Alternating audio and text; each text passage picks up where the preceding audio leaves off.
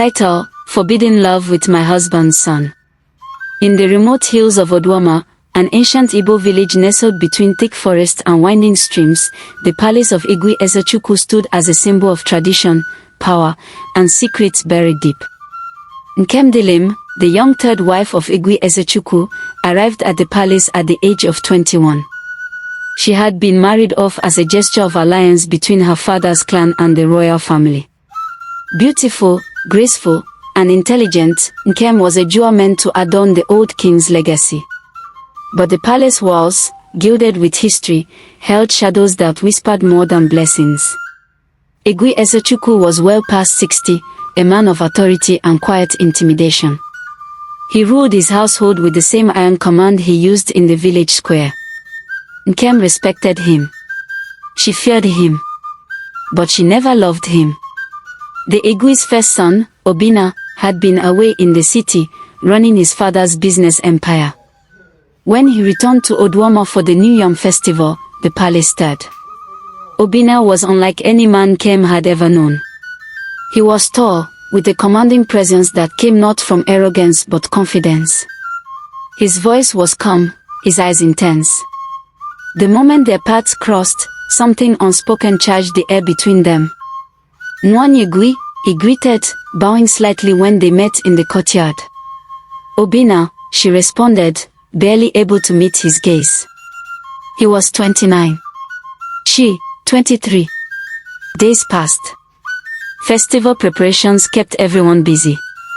But Nkem felt his eyes on her constantly, at the yam barn, in the kitchen, at the evening dance rehearsals. She tried to ignore it. Tried to bury the fire building within her. But the more she resisted, the stronger it burned. One evening, the generator went off. The palace was plunged into darkness. Nkem went outside to find her way to the backyard kitchen when she almost stumbled into someone. "Easy," Obina's voice whispered. Her heart slammed against her ribs. "I didn't see you." "I know," he said, not moving.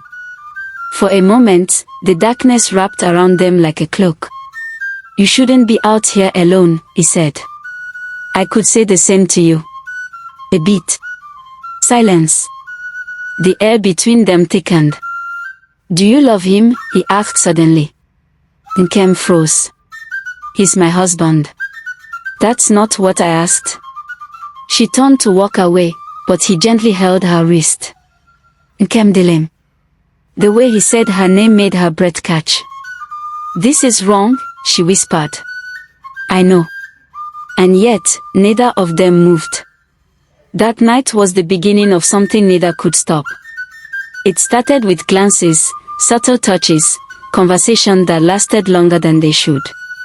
Then one night, in the quiet of the palace library, it happened. They kissed. And the world shifted. It was forbidden. It was madness. It was dangerous. But it was love. They met in hidden corners, behind closed doors, under the cover of darkness.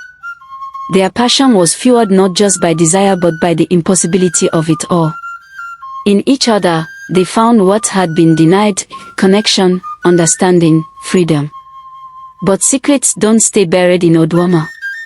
Mama Uju, one of the palace servants, began to suspect. She had seen too many things, heard too many whispers. And she was loyal to the Igwe. One afternoon, as Nkem and Obina embraced in the goat shed, thinking no one would look for them there, Mama Uju saw. That night, she went to the Igwe. "Igwe, there is something I must tell you. But you must promise not to kill me." By morning, the palace had changed. Guards were repositioned. Doors locked earlier. Obina was summoned by his father and did not return to his chambers. Nkem waited all night. At dawn, she went to the palace shrine to pray. There, she found Obina kneeling, bloodied, his eyes hollow. "They whipped me," he said. "But I didn't deny it."